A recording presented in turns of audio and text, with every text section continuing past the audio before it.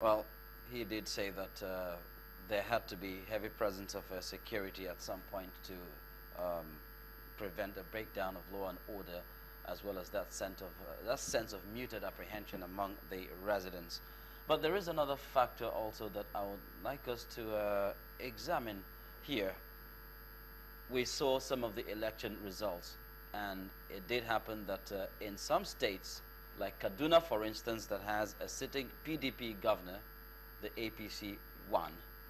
Um, in Ondo State, where we had a sitting PDP governor, the APC also won in that state. And also in Kogi State? Exactly.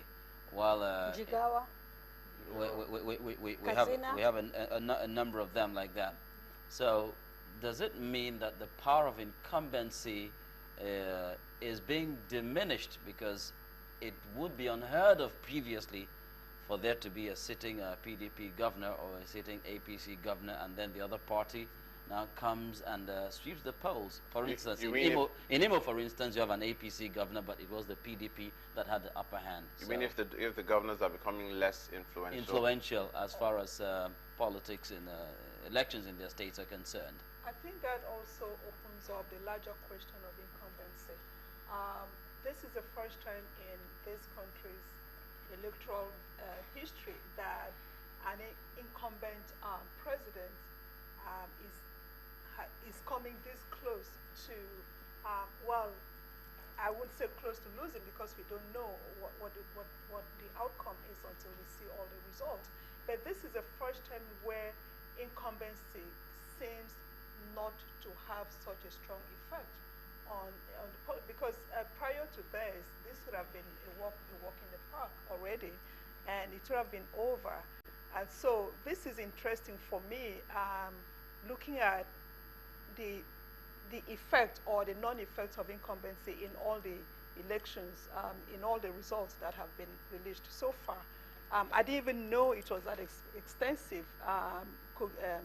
PDP governors, APC winning in states where the governors belong to PDP. So I didn't know it was that widespread, but that's also something that is a kind of a defining characteristic of this election cycle. Anyway, many people saw this coming.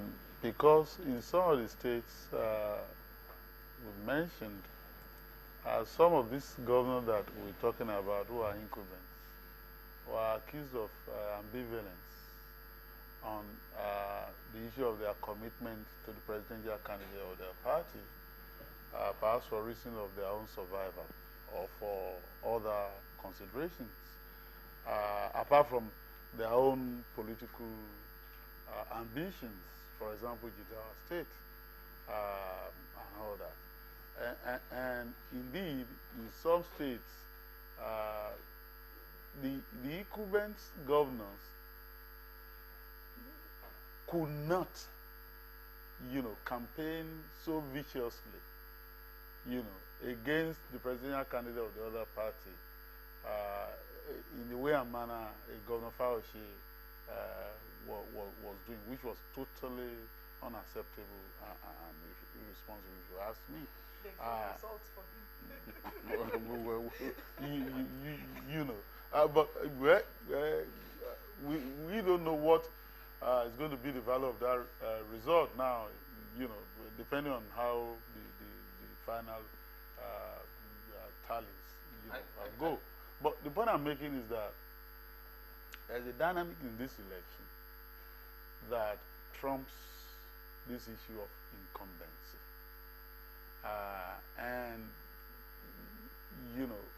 And that dynamic, which is larger than the grandstanding and the showmanship of the parties. And I'm not being particular about is that Nigerians really are dissatisfied. That is proof with the situation of things. And someone has argued that, I think that it was Shide Amuta who was making this point in his recent article, that APC cleverly has appropriated the desire of Nigerians for change, and that the average Nigerian has become an opposition to the government. And so now we can't affect the outcome of the result now because there is no campaign in respect of this election, this post-election analysis. That dynamic really, in my view, is what's going to determine the outcome of this election. And so regardless of whether some governors felt that they were in control of their state and all that, the ground was actually moving beneath their feet. And so that, in my view, has affected,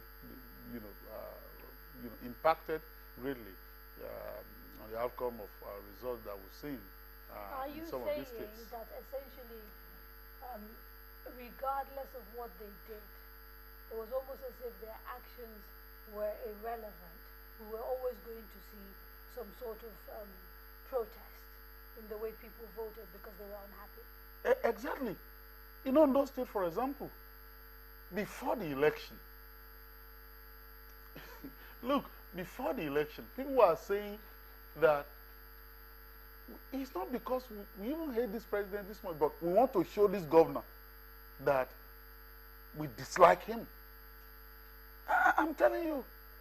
And so the fact that a governor is an incumbent and he could control, and thank God, regardless of all the reservations we've expressed this evening, and our sincere expectations that we will improve on the conduct of our elections and all that. The management of election is also getting better in the sense that whereas a governor before now could be given a marching order, go and deliver your state, it's no longer possible for any governor to deliver a state as it was the case before now.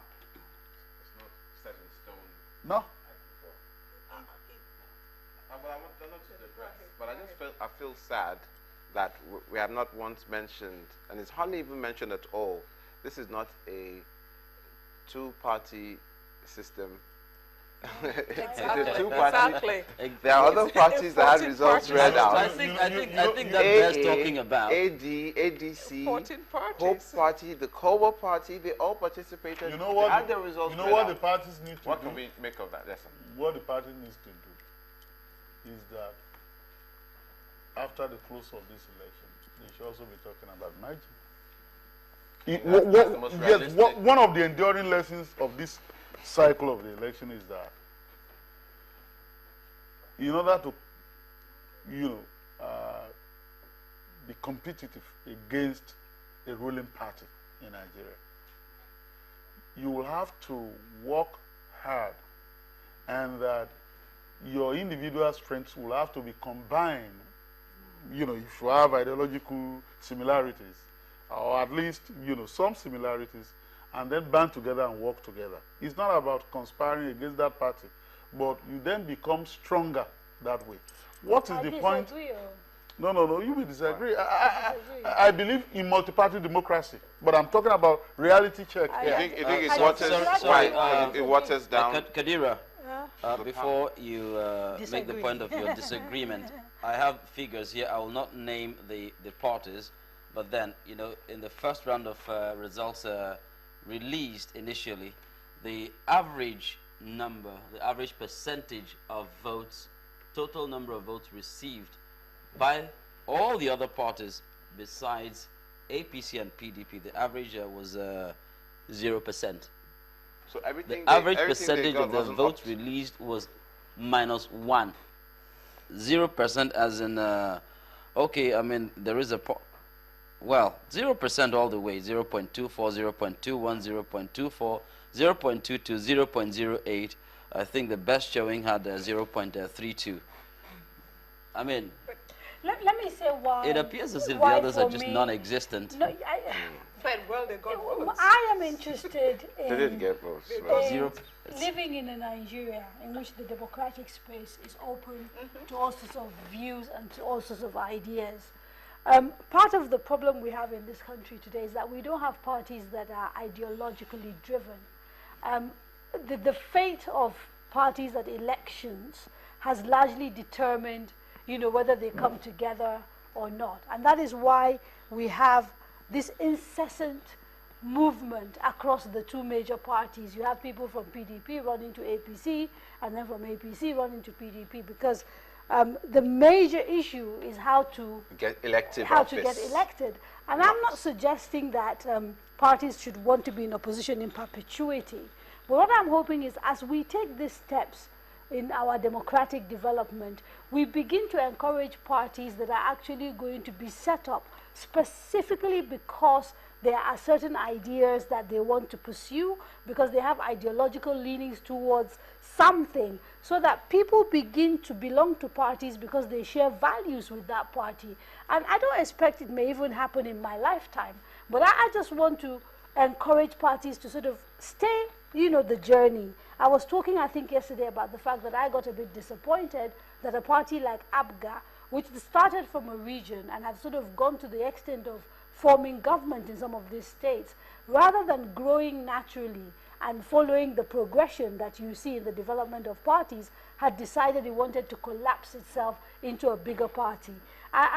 So for me, that's the reason, the only reason I talk about, maybe I'm not too keen on saying, okay, let them necessarily merge, because I'd actually like to see a few of them develop at their own pace and find the argument for, the argument for a merger, the argument for a merger, which I'm advancing, does not proceed from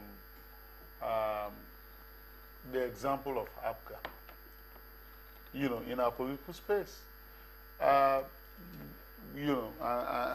not saying this to deride the party. What APGA is doing is